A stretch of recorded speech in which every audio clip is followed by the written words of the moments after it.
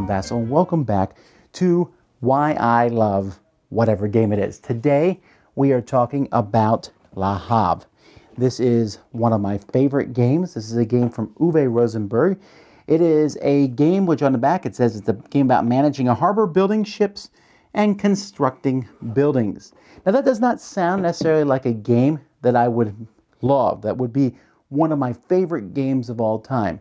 But it really is, and in this video, which is not a full review of the game, instead I'm just going to give you reasons why I like this game so much. First of all, this game has simple options. What I really like about Le Havre is that when I first teach it to someone, I say, hey, look, grab a pile of resources or use a building.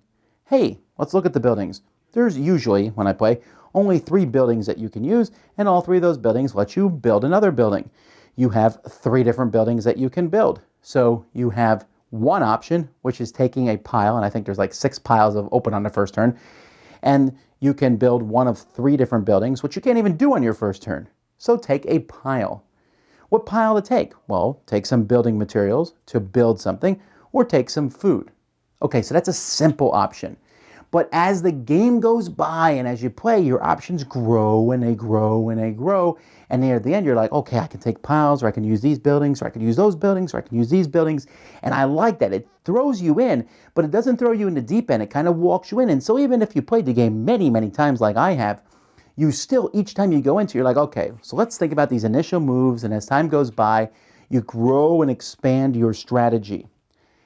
I also like that these choices have a good versus excellent choice. See, many times when I'm playing different games, I'll say, ooh, I sure hope they don't take that spot on the board. Right? That happens in games. And that's good. It brings that tension. You're sitting there, don't take it, don't take it, don't take it, don't take it. Right? But then someone takes it. And you're like, well, now there's nothing for me to do. See, that never happens in Le Havre. In Le Havre, you're picking between, ooh, that's a good choice, that's a good choice. Oh, that's an amazing choice. Oh, that's a stupendous choice. And then someone else takes the stupendous choice, and you're like, okay, fine, I'll take the amazing choice.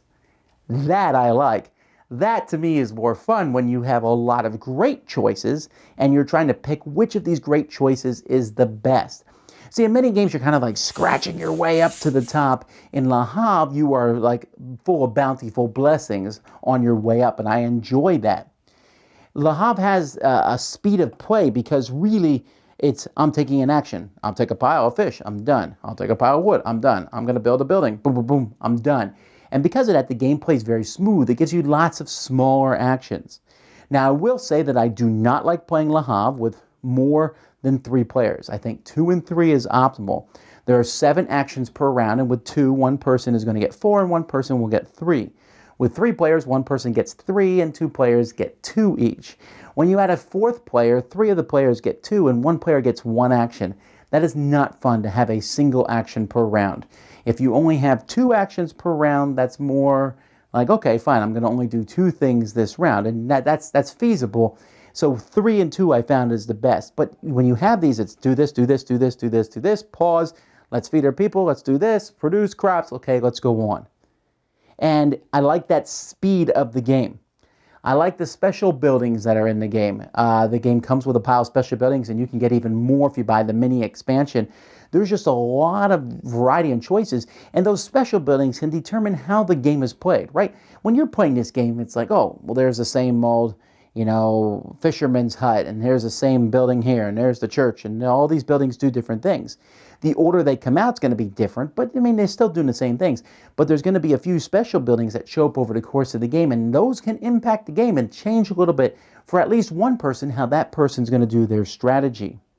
The game has a thematic sense to it. There's a lot of resources in the game. There's more resources than most because the resources are chits that are double-sided. And the thematicness is, hey, I can eat bread, I can't eat wheat though, because wheat, you can't eat wheat. I can eat fish, I can eat roasted fish. I can't eat cattle because that would be gross, but I can eat meat, which the cattle can be changed to.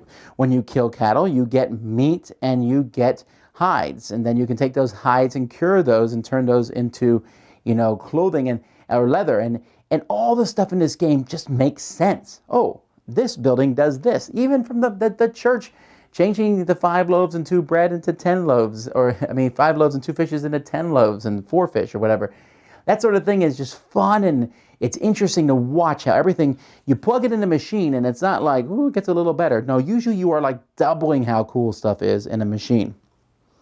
The game has a lot of replayability. I already mentioned that it has that replayability because of the special buildings, but also just the way everything comes out. And the very first turn, someone says, I'm taking this. You're like, all right, this game is already different than the last game.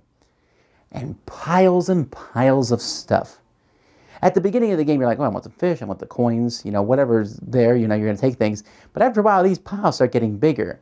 And when it's your turn and there's six wood there in the pile, and you don't really need wood, but still, that's 6 wood.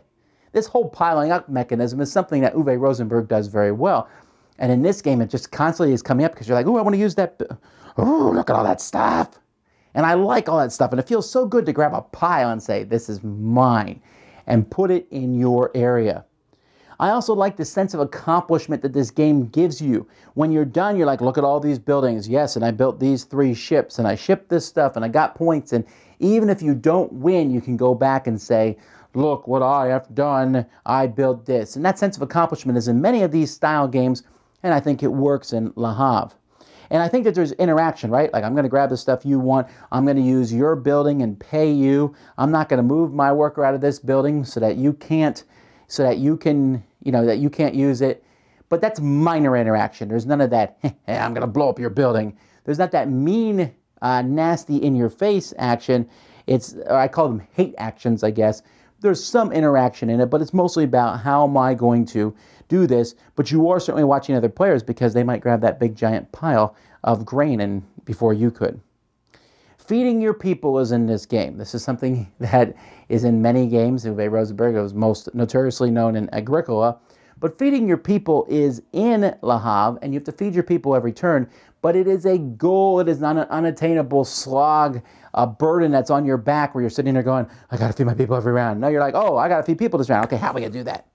And it's more of a like, let's do this. We're going to get in here and find the food that we need to feed our people. Let's go, come on. And I like that. That's more enjoyable than the whole, oh no, I'm going to feed people and they starve. That very rarely happens. Now, can you get into a downward spiral in Le Havre?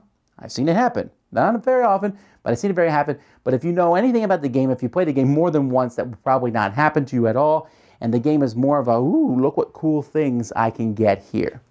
Overall, Le Havre is just fun for me because I sit there and say, look at all these wonderful choices that I have. I can grab a pile of stuff, or I can use these really fun buildings where I'm turning this into that and this, and then I get this and build this.